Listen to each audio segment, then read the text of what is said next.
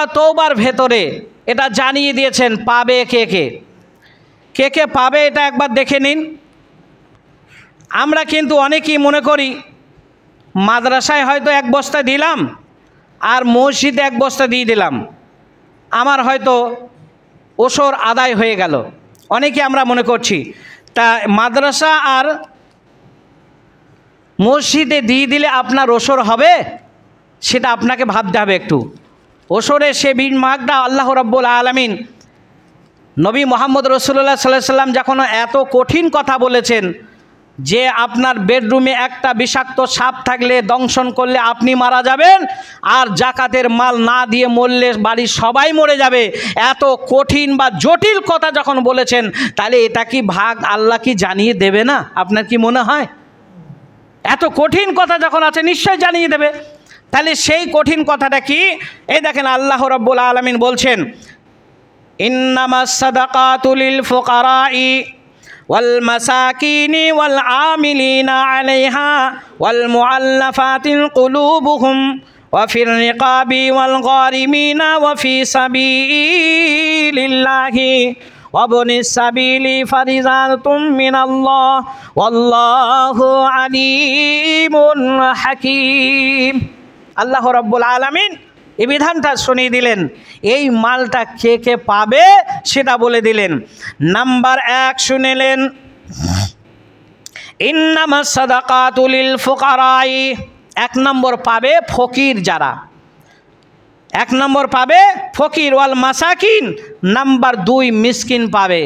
ফকির আর মিসকিনের ভেতরে একটু পার্থক্য আছে বুঝলেন, যে ফকির সেই মিসকিন নয়, আবার যে মিসকিন সেই ফকিরই নয়।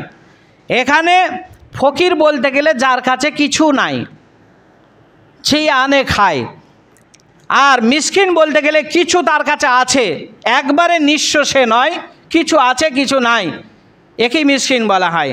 তাহলে ফকির আর মিসকিন নাম্বার 2 হলো। এবার নাম্বার 3 হলো, এই জাকাতের মালটা আল্লাহর নবীর জামানায় সেখানে একটা ফান্ড তৈরি করা হতো, যে ফান্ডটা আমাদের ভেতরে নেই, সেটা নেই। তবে এই ফান্ডটা থাকাটা কত জরুরি, কতটা কঠিন দেখেন।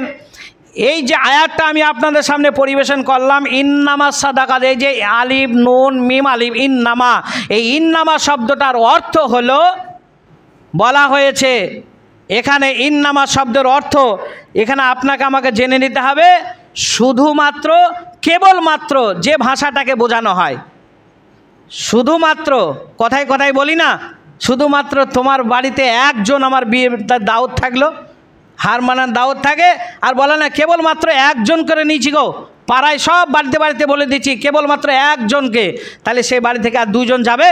আর যাবে না, আর 2 জন যাওয়াটা বৈধ হবে না। তাই এই ইন্নামা শব্দের অর্থ হলো কেবলমাত্র, মা শুধুমাত্র, কারা? ওই 8 শ্রেণী মানুষ, শুধুমাত্র 8 শ্রেণী মানুষ। তা 8 শ্রেণীর ভেতরে মসজিদ নাই, 8 শ্রেণীর ভেতরে মানে না বেনামাজি নাই। এই দেখেন 8 শ্রেণীর ভেতরে বেনামাজি নাই, বেনামাজি আর কাফের এ দুজনা মামাতো ভাই, এদের কোনো পার্থক্য নাই।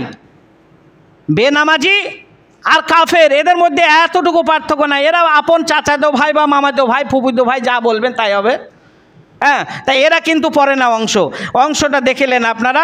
1 নম্বর হলো ফকির, 2 নম্বর হলো মিসকিন, 3 নম্বর হলো ওই জাকাতের মালটা বাড়ি বাড়ি তুলে নিয়ে এসে একত্রিত করা হয়, এক কথায় যারা আদায়কারী, আদায়কারী বলে বুঝবেন। এখন আদায়কারী মানে ওই মাদ্রাসার চেক নিয়ে ঘুরে বেড়ায় এদেরকে ভেবেন না, আবার মানে ওই জাকাতের মালটা নিয়ে এসে যেখানে এক জায়গায় জমা করে বন্টন করার একটা সিস্টেম তৈরি করবে, এদেরকে এরকম একটা ফান্ড ছিল আল্লাহর নবীর জামানায়, তাদের অংশটা বলা হয়েছে। 3 নম্বরে একটা অংশ আছে, আর 4 নম্বরে একটা অংশ আছে।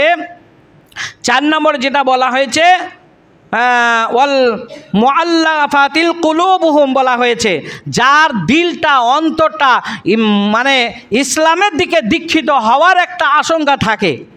অনেক মানুষ দেখবেন, আগো তোমরা 5 বার আজান শুনে কি করতে যাও? মসজিদে নামাজ পড়তে যায়। আচ্ছা, ওর পদ্ধতিটাকে একটু আমাকে বলো দেখিনি। আচ্ছা, তোমাদের মাল হলে জাকাত দিতে হয়, এ পরিমাণটা কেমন বলো তো? আচ্ছা, তোমাদের রমজান মাস বলে একটা মাস আছে আরবিতে, ওই মাসে 30টা দিন মানুষ যে অনাহারে থাকে, একবারে শুভে সাদেক থেকে নিয়ে সূর্যাস্ত পর্যন্ত। এই নিয়মটা কি বলে দেখিনি? এরকম করে শরীয়তের একটা করে বিধান আপনার কাছে জানতে চায়। তার মানে এটা কি, তার অন্তরটা, কুলুবটা, দিলটা কি হয়, ইসলামের দিকে আকৃষ্ট হয়, আসার একটা মানে আসা সম্ভাবনা থাকে। এই রকম মন মানসিকতা যদি কোনো মানুষ, মানে গায়ের মুসলিমের কোনো মানুষের যদি এই রকম মন মানসিকতা বুঝতে পারেন গোপন সূত্রে, তাহলে তার একটা অংশ এখানে আছে। এই 8 শ্রেণীর ভেতরে ওই একজন আছে। এবার দেখেন 5 নম্বর হলো দাসমুক্ত। দাসী এগুলো তো কেনা বেচার ব্যাপার চলতো এক সময়, এগুলো আপনারা ভালো করে হয়তো সবাই জানেন না, এই বিষয় নিয়ে বিস্তারিত বলছি না।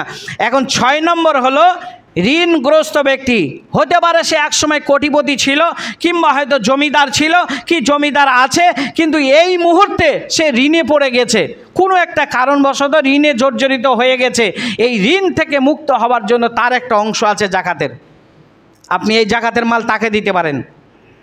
এবার 7 নম্বর হলো ফি সাবিলিল্লাহ, আল্লাহর রাস্তায়। এই আল্লাহর রাস্তায় ব্যাখ্যা বিশ্লেষণ করতে গেলে মাদ্রাসা পড়ে যায়।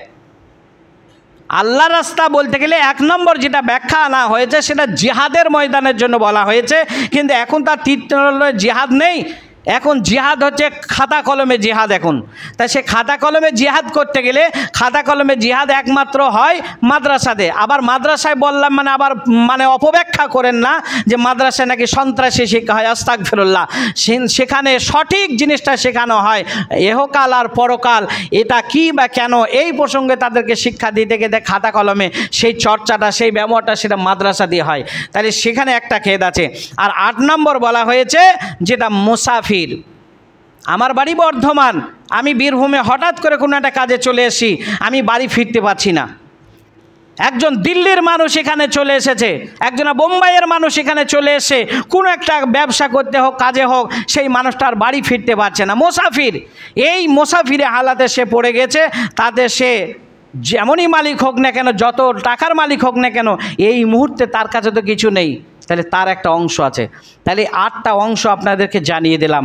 এই 8 শ্রেণী মানুষ ইন্নামা বলা হয়েছে, শুধুমাত্র এই 8 শ্রেণী মানুষই পাবে, বাকি কাউকে দেওয়া যাবে না। এখানে কোনো বেদিন, কোনো গায়ের মুসলিম, কোনো কাফের তাদেরকে বা কোনো বেনামাজিকে ইচ্ছাকৃত এই মালটা দেওয়া যাবে না। কেন? কোরআন যখন বলছে ইন্নামা, শুধুমাত্র এই 8 শ্রেণীর ভেতরে। এবার বেনামাজিকে বারবার কেন ওর তুলনা দিচ্ছি, এটা আমার ফাইসলা নয়, আল্লাহর নবীর ফাইসলা কি, বাইনাল আবদে ওয়া বাইনাল কুফর তারকুস সালাত। যার ভেতরে নামাজ নাই তাকে মুসলমান বলো না, কাফের তো দূরের কথা, তাকে মুসলমান বলা যাবে না। তাহলে মুসলমান যদি না হয়, তাহলে সে সূর্য পূজারী, সে হচ্ছে মূর্তি পূজারী, সে হচ্ছে গাছ পূজারী, সে হচ্ছে লাঠি পূজারী, সে হচ্ছে পাথর পূজারী, সে হচ্ছে ধুলো পূজারী, ন্যাকড়া কাপড় পূজারী, আরও যা বলবেন সেই সব। এক কথায় মূর্তি পূজারী বলতে গেলে শিরকাতে পড়ে যায়। আর শিরকের জন্য বলছে ইন্নাহু মাই ইউশরিকা বিল্লাহি ফাকাদ হারামাল্লাহু আলাইহিল জান্নাতা ওয়া মাওয়াহুন নার। যে ব্যক্তিটা শিরকে করলো, শিরকের ওপরে মহব্বত রাখলো, সেই ব্যক্তির জান্নাত হারাম হয়ে গেল। তাহলে একটা বেনামাজির জন্য জান্নাত যখন হারাম আছে, সে আর মুসলমানের ভেতরে কোথায় আসে? তাই সে এ মাল খাবে, এ মাল পাবে না সে। তাহলে খুব চিন্তা ভাবনা করে আপনাকে এই জাকাতের মালটা আপনাকে আদায় করে সঠিকভাবে আপনাকে পৌঁছে দেওয়ার দায়িত্ব। হ্যাঁ, আপনার জানা নেই, শরীয়তের জ্ঞান নেই, যারা জানে, হ্যাঁ, ফাসালু আহলা যিকরি ইন কুনতুম লা তা'লামুন, যার জানা আছে সেই জাননেওয়ালার কাছে আপনি যান। আমার 10 বিঘে জমি এত মন ধান হয়েছে, 2 বিঘে জমি এত মন ধান হয়েছে, আমি কোথায় দেবো, কতটা পরিমাণ দেবো, কিভাবে দেবো, আপনি জেনে নিন। আপনি জেনে নিন। যদি পরকাল থেকে বাঁচতে চান, যদি কবরের আযাব থেকে বাঁচতে চান, জাহান্নামের আযাব থেকে যদি বাঁচতে চান, পুলসিরাতে যদি পার হতে চান, জান্নাতে যদি সুখের জায়গা পেতে চান, তাহলে আপনাকে জেনে কাজ করতে হবে। না জেনে কাজ করলে আপনি সেদিন ডুবে যাবেন, আর ওই ডুবে যে যাবেন সেদিন আর ওঠানোর কোনো লোক থাকবে না। আপনাকে সেদিন ডুবতেই হবে, আর ডুবতে ডুবতে আপনি সেদিন শেষ হয়ে যাবেন। আজকে দুনিয়াতে আপনি আগুনে পুড়ে যাচ্ছেন, পানিতে ডুবে যাচ্ছেন, 30 সেকেন্ড নাহলে 1 মিনিট আপনি বেঁচে থাকছেন, তারপরে প্রাণ পাখিটা উড়ে যাচ্ছে, বডি আর কিছু বুঝতে পারছে না। না, কিন্তু না, ওই দিন, ওই কিয়ামতের মাঠে, ওই দিন যে জাহান্নামে আপনি ডুববেন, ওই দিন অনন্তকাল আপনাকে ডুবে থাকতে হবে, আপনার এই দেহের ভেতরে প্রাণটা থাকবে, এই প্রাণ থাকা অবস্থায় আপনাকে জ্বলন্ত আগুনে আপনাকে ফুটতে হবে। সেদিন আপনি চিৎকার করবেন, ওই আর্তনাদ সারা পৃথিবীর মানুষ শুনেও কেউ কিছু করতে পারবে না, সেই দিন কিছু করতে পারবে না। আজকে আপনার বাড়িতে যদি আগুন লাগে, আপনার বাড়ির পাশে যদি মুচি চামার থাকে, তবু সে একটা বালতি পানি নিয়ে ছুটে যাবে। আপনার ভাই যদি হাজারো শত্রু হয়, তবু আপনার বাড়িতে আগুন নিভাতে যাবে। কিংবা দেখা যাচ্ছে রাত্রে যদি আপনি চিৎকার করেন, ওই নতুন গ্রাম থেকে কোনো মানুষ এসে যদি আপনার গ্রামে চিৎকার করে, আপনার ওই ইলাম বাজার থেকে কোনো মানুষ এসে যদি পাড়ায় চিৎকার করে, আপনি নারী পুরুষ সবাই ছুটে আসবেন। কি হলো ভাই, তোমার কি দরকার, ছুটে আসবেন। কিন্তু সেই দিন এত আর্তনাদ, এত চিৎকার কেউ শুনবে না, সেদিন কেউ ছুটে আসবে না। কেন? সবাই ইয়া নাফসি করবে, নিজে বাঁচতে চাবে। সেদিন শুধু একটা মানুষ, পৃথিবী থেকে শুধু একটা মানুষ ইয়া নাফসি বলবে না, তাছাড়া সমস্ত মানুষ সেদিন, সমস্ত নবী ওলিরা পর্যন্ত বলবে ইয়া নাফসি। হজরত আদম থেকে নিয়ে হজরত ঈসা নবী পর্যন্ত সবাই বলবে ইয়া নাফসি। বলবে না শুধু একটা মানুষ ইয়া নাফসি, সে বলবে ইয়া উম্মতি। তিনি হলেন আমাদের নবী। বলা যাবে না আলহামদুলিল্লাহ? তিনি হলেন আমাদের নবী, তিনি হলেন বিশ্ব নবী। তিনি শুধু মানুষের নবী নয়, শুধু মুসলমানের নবী নয়, তিনি সবারই নবী। সুবহানাল্লাহ। সেই নবীকে আমরা আজ চিনতে পারলাম না। আল্লাহর কাছে দোয়া করি, আল্লাহ আমাদেরকে চেনার পরে, আমাদেরকে জানার পরে আমাদের সেই জ্ঞান তুমি দান করো, যে জ্ঞান দিয়ে আমরা পরকাল চিনতে পারবো। আল্লাহ আমাদেরকে সেই জ্ঞান দাও, যে জ্ঞান নিয়ে আমরা কবরের ভয় আমাদের অন্তরে এখন আসবে, সেরকম জ্ঞান তুমি আমাদের দাও। আল্লাহ পরকাল আমাদের যে সুখময় জায়গা, আমাদের অনন্তকাল চিরস্থায়ী জায়গা, সেই জায়গাটা চেনার মতো তুমি আমাদের জ্ঞান দাও। এটা যে ক্ষণস্থায়ী, এটা আজ আছে কাল নাই, এই দুনিয়া ছেড়ে যেতে হবে, এই জ্ঞানটা তুমি আমাদের দান করো। আল্লাহ নামাজ ছাড়া যে কোনো পরিত্রাণ নেই, কোরআন এবং হাদিসে হাজারো দলিল যখন বলছে, তুমি আমাদের নামাজি হিসাবে একবার কবুল করে নাও। আল্লাহ তুমি যখন আকাশ ছোঁয়া আগুনে যখন ইব্রাহিম খলিলুল্লাহকে ফুলের তোড়ায় বসাতে পারো, তেমন আমাদের মতন একটা বেনামাজিকে, হারামখোরকে তুমি কি ঘাট ধরে একটু সৎ পথে আনতে পারো না? নিশ্চয়ই পারো। আল্লাহ দোয়া রাখি, খাস করে সাগরগাছার এই জামা মসজিদে যারা আমরা একত্রিত হয়েছি, আল্লাহ সকলকে তুমি হিদায়াত নসিব করো। আল্লাহ সকলকে সুস্থ রাখো, আল্লাহ সকলের রোগমুক্ত করো, আল্লাহ সকলকে তুমি আল্লাহ ইমানি অবস্থায় হায়াত দারাজ করো। আল্লাহ যারা আমাদের বুক থেকে কবরবাসী হয়ে গেছে, তাদেরকে সুখময় করো, শান্তিতে রেখো। রব্বানা তাকাব্বাল মিন্না ইন্নাকা আনতাস সামিউল আলিম ওয়া তুব আলাইনা ইন্নাকা আনতাত তাওয়াবুর রহিম।